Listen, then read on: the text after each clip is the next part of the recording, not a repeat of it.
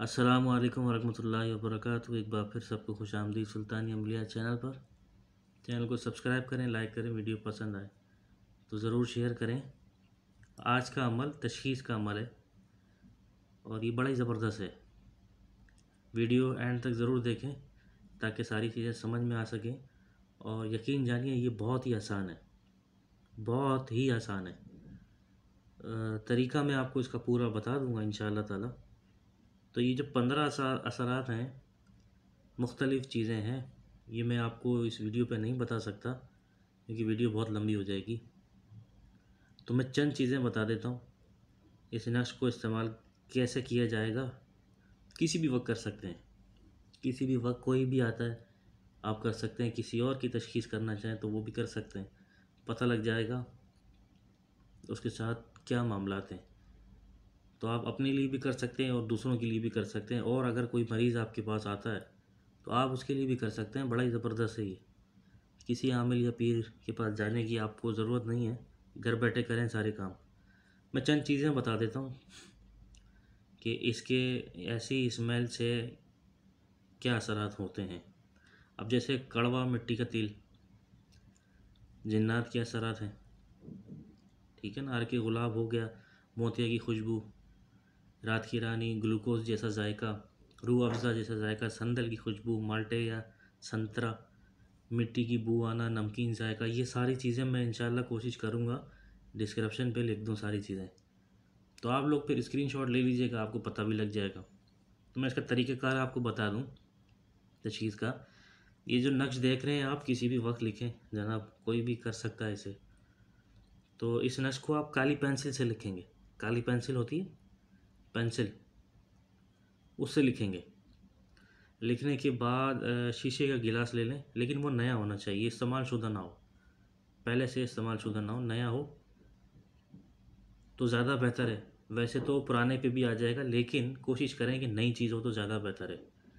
तो शीशे का गिलास लें, उसमें पानी भर लें। पानी भरने के बाद इस नक्श को बना के उसमें डाल दें।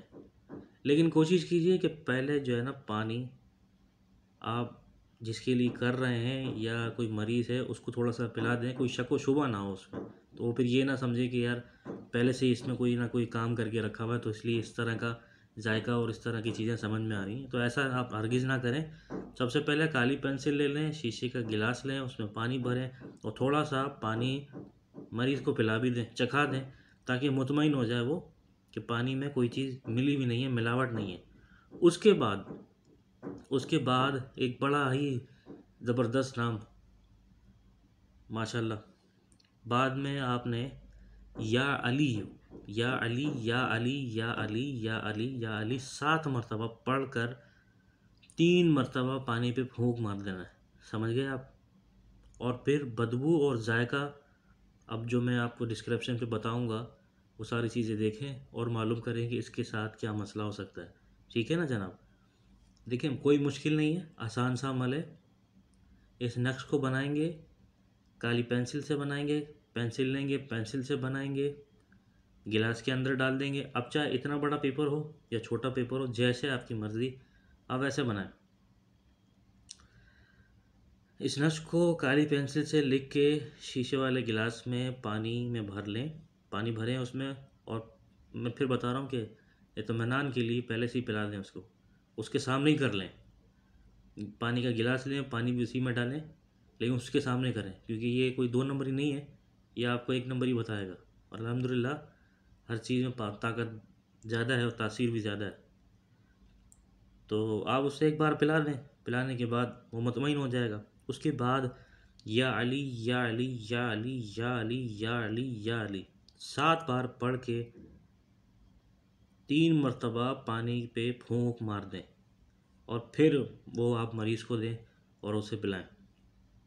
और जो मैं डिस्क्रिप्शन पे चीज़ें लिखूँगा उससे मालूम करें, जायके से मालूम हो जाएगा और बदबू से और जायके से मालूम हो जाएगा। देखें स्मेल आएगी तो उसके एक अलग असरात होंगे, और कोई जायका आएगा पानी में तो उसके अलग असरात होंगे।